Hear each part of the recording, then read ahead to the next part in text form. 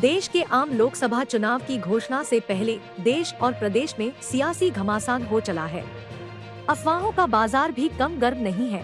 देश के पीएम देश के कोने कोने में घूमकर मेरा कुनबा के नाम से विरोधियों को ललकार रहे हैं, तो कांग्रेस भी ताबड़तोड़ हमलों पर उतर आई है। 195 नामों की घोषणा करके चुनावी दंगल में प्रत्याशियों को भेज दिया है, तो कांग्रेस में अभी बैठकों का दौर जारी है। हरियाणा में सोनीपत और रोहतक की दोनों सीटों पर जातीय समीकरण फिट किए जाने की चर्चाओं का बाजार इस कदर गर्म है कि कांग्रेसियों को खुलकर मैदान में आना पड़ा, चाहे कोई बड़ा नेता हो या कार्यकर्ता और दीपेंद्र हुड्डा का करीबी हो। चुनाव से पहले एक ऐसे ही कार्यकर्ता और करीबी पौड़िया खाप के युवा अध्यक्ष पहलवान मंजीत ने चुनावी दंगल में कमर कसते हुए लोगों से क्या भावुक अपील की। देखिए जगत महान के साथ कन्हेली रोहतक से सारिका की एक रिपोर्ट। नमस्कार, आप देख रहे हैं जगत महान न्यूज। मैं सारिका। लोकसभा चुनाव की आहट के बीच में जगत महान लगातार अलग अलग क्षेत्र में जाकर रिपोर्टिंग कर रहा है और लोगों के व्यू भी जान रहा है, उसमें चाहे कोई नेता हो या कोई आम कार्यकर्ता हो। लेकिन आज मैं आपको एक ऐसे अलग शख्स से मिलाऊंगी जो कहने के लिए पहलवान हैं, पौड़िया खाप के यूथ के प्रेसिडेंट भी हैं, लेकिन वो राजनीति भी अच्छी तरीके से राजनीति की समझ भी रखते हैं। वैसे तो कहते हैं कि पहलवान का और राजनीति का क्या काम, लेकिन ये पहलवान की बजाय समाज सेवी के तौर पर ज़्यादा पहचाने जाते हैं, गौ भक्त हैं और लोगों से इनका जो मिलना जुलने का तरीका मैंने आज इनके इस फार्म हाउस पे आकर देखा। ये कन्हेली गांव है, रोहतक शहर के साथ इसकी सटी हुई सीमा है। तो मैं कई दिन से इनसे लगातार संपर्क करने की कोशिश कर रही थी, तो आज मुझे मौका मिला इनसे बात करने का। मंजीत भाई, सबसे पहले तो मेरे चैनल पे ही आपका स्वागत है। आपके चैनल के दर्शकों को सभी को जी मेरी नमस्कार, राम राम जी। मंजीत, आप देख रहे हैं लगातार चुनावी माहौल है और प्रत्याशियों की ना छटनी शुरू हो गई है। आपके रोहतक की बहुत हॉट सीट है ये, दीपेंद्र की पूरे हरियाणा की नज़र है और दीपेंद्र अपने भाषणों में भी कहते हैं कि पूरी भारतीय जनता पार्टी के मैं निशाने पर हूँ। पिछली बार जो 2019 का जो लोकसभा का आम चुनाव था वो थोड़े से अंतर से हार गए। आप लोगों को, जो आपके पार्टी के कार्यकर्ता थे कांग्रेस के, उनकी तकलीफ आज तक मैं देखती हूँ से दिल से निकली नहीं। तो इस बार क्या माहौल है और क्या इनका चुनाव लड़ना तय है, क्योंकि आप उनके काफी करीबी हैं जितनी मुझे जानकारी है। ऐसा है जी, जो पिछले चुनाव में दीपेंद्र जी के साथ इन्होंने साजिश रची थी वो तो सबको पता है, कैसे इसको हराया गया है, किस तरीके से। लेकिन जनता को उस चीज का अब टीस है, जनता इंतजार कर रही है इलेक्शन का। अगर एक बार इलेक्शन हो जाए, बहुत भारी मतों है दीपेंद्र भाई जीतेगा यहाँ से।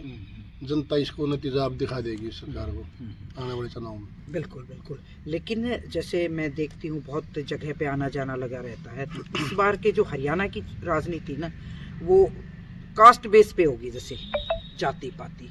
तो उन सब चीज़ों से निकल के लगता है आपको कि ये चीज़ें कुछ दूर हों, क्योंकि आप तो एक ऐसे सोशल वर्कर हैं, हर वर्ग में आप जाते हैं। तो जो लोग, जो कांग्रेस का ट्रेडिशनल वोटर था, परंपरागत, जो हमेशा ही कांग्रेस के साथ थे, वो वापस इस चुनाव में आ पाएंगे? ऐसा है जी, देखो जात पात तो इन्होंने फैला दी ना, तो जात हम तो जी 36 बिरादरी हमारा भाईचारा है, हमने जात पात का पता ही नहीं। हमारे तो इंसानियत की जात माना, हम तो बाकी जात हमारे नहीं पता। हमारे तो 36 बिरादरी भाईचारा सारे हम इकट्ठे रहे हैं, खाओ हैं, पीओ बैठे हैं। हमने इस बार बात का पता ही नहीं। लेकिन ये क्या राजनीतिक बना दीजिए, ये उस जात का है, ये है हिंदू मुसलमान बना दिए, जाट नॉन जाट बना दिए, तो एक पॉलिटिक्स ने बना दिए ना। तो जी पहले भी हमारा भाईचारा बढ़िया था, आज भी है। बिल्कुल बिल्कुल। लेकिन पब्लिक अब समझदार होगी है, इन बातों को में नहीं आएगी। पब्लिक चाहती है किसी ने हरियाणा में काम करे, 10 साल मनो मान लो हुड्डा साहब सरकार रही, तो कितने काम हुआ आप देख लो। मतलब नक्शा बदल दिया था हरियाणा का।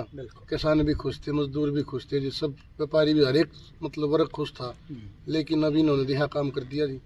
बस ये है, वो कर उस तो फड़ा बढ़वा दिया, उस आपस में जात पात का नाम देगा जी, सारा वो खराब कर रखा है। अच्छा, आप तो इस एरिया में लगातार दीपेंद्र के लिए भूपेंद्र हुड्डा के करीब होने के नाते यहाँ पे काम करते रहते हैं, और मतलब जो प्रभाव देखते हैं कि भाई किस सीट पे कितना प्रभाव है। तो आपके जिम्मे कौन सी विधानसभा सीट की जिम्मेवारी दी गई है, या अब तक जो काम करते रहे? ऐसा जी, वैसे तो हमारा जी सारे कितने काम तो वहाँ जी सारे हरियाणा में भाईचारा है। लेकिन हमारा जो हल्का है ये कलानौर हल्का है जी। कलानौर रिजर्व सीट है। हाँ, रिजर्व सीट है जी हमारी हाँ, विधानसभा हाँ, में। हाँ। तो पिछली बार कलानौर की क्या स्थिति थी? कलानौर से जीत के लेकर रहा है जी। अच्छा, तो इस बार कितना दावा करेंगे आप?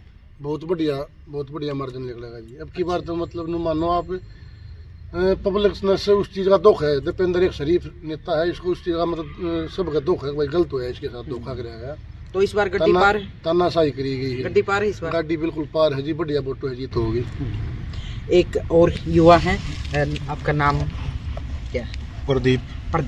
प्रदीप, आप भी लगातार मंजीत के साथ घूमते हैं और जैसे कई चुनाव में ना बड़ी दूर दूर तक की चीज़ें आती हैं, खाप है, प्रधान है और जाटों के एक धड़े के धड़े होते हैं वोटों के। आप भी लगातार दीपेंद्र के साथ काम करते रहे, क्या लगता है इस बार की कुछ? अभी एक ट्रेंड चला हुआ है मोदी का परिवार, आप देखा होगा आपने एक्स पे, ट्विटर पे।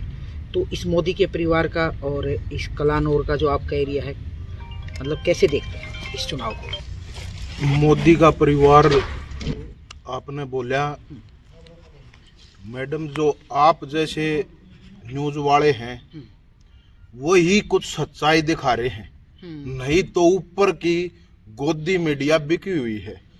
सिर्फ पैसे का खेल चल रहा है, हकीकत कुछ नहीं दिखाई जा रही। वो राम, अगर बात राम की आए तो राम से बड़ा हम नहीं मानते। मैं तो सबसे बड़ा राम भगत हूँ, गौ भगत हूँ मैं, लेकिन उनको इस बात की मिर्ची लग जाती है। वो सिर्फ वोटों को भुनाने का तरीका है उनका, नहीं तो संदीप सिंह खेल मंत्री थे, हाँ, जी, उन्होंने हाँ, हमारी बहन बेटी के साथ क्या किया। हाँ, उस बाण बेटी तो सबकी हो है। बिल्कुल। मुख्यमंत्री को मनोहर लाल खट्टर को शर्म आनी चाहिए, वहां उसके समर्थन में खड़ा हो गया।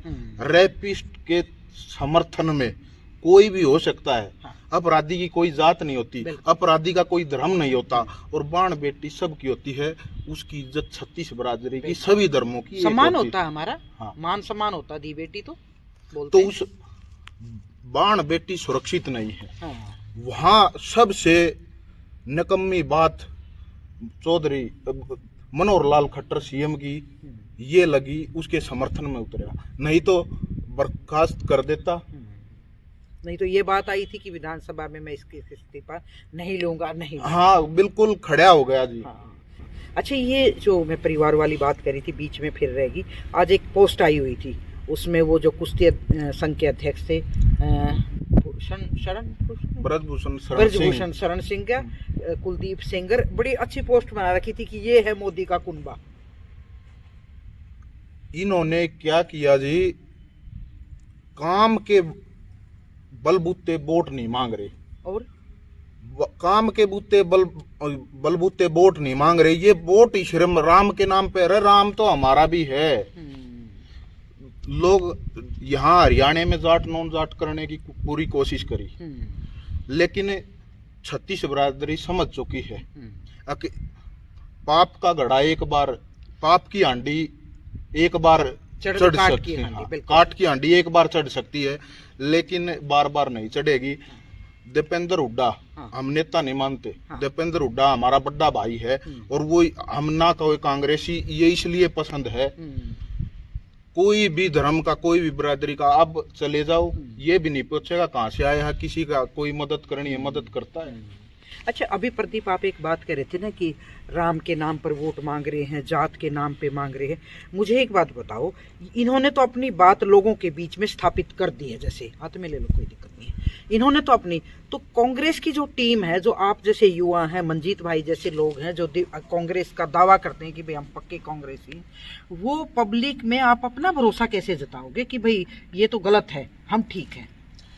उसका अब की बार मैं तो सभी कार्यकर्ताओं से ये आग्रह करना चाहूंगा, एमपी साहब के और चौधरी भूपेंद्र सिंह हुड्डा के आदेश अनुसार हर गांव में कार्यकर्ताओं को ये सोचना होगा, जिस तरह मेरा गांव कड़ैली है, हाँ। मैं रहता खैरडी मोड़ हूँ, अच्छा, वोट मेरी वहाँ है, हाँ। मैं जिम्मेवारी ले लूं बाहर की, हाँ। लेकिन मेरे गांव से जीत नहीं रहे, हाँ। ऐसा नहीं होगा। हर कार्यकर्ता को अपने गांव से जिता के भेजना पड़ेगा भारी मतों से।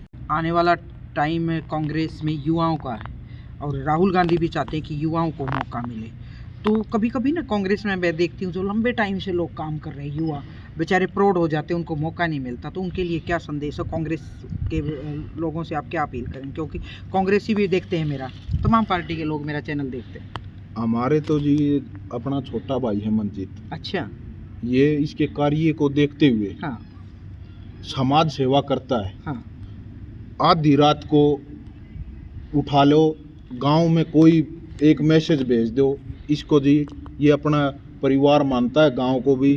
और अब आगे की है ये, पहले लोकसभा चुनाव हो जाए, जी। गांव राम चाहेगा और जिस तरह हमारे वार्ड में लगते हैं, अगर आशीर्वाद रहा तो भाई को हम आगे बढ़ाने का काम करेंगे। बिल्कुल। गाम राम का आशीर्वाद और भाइयों का प्यार सहयोग की जरूरत। चलो, हमारा भी मतलब शुभकामनाएं हैं।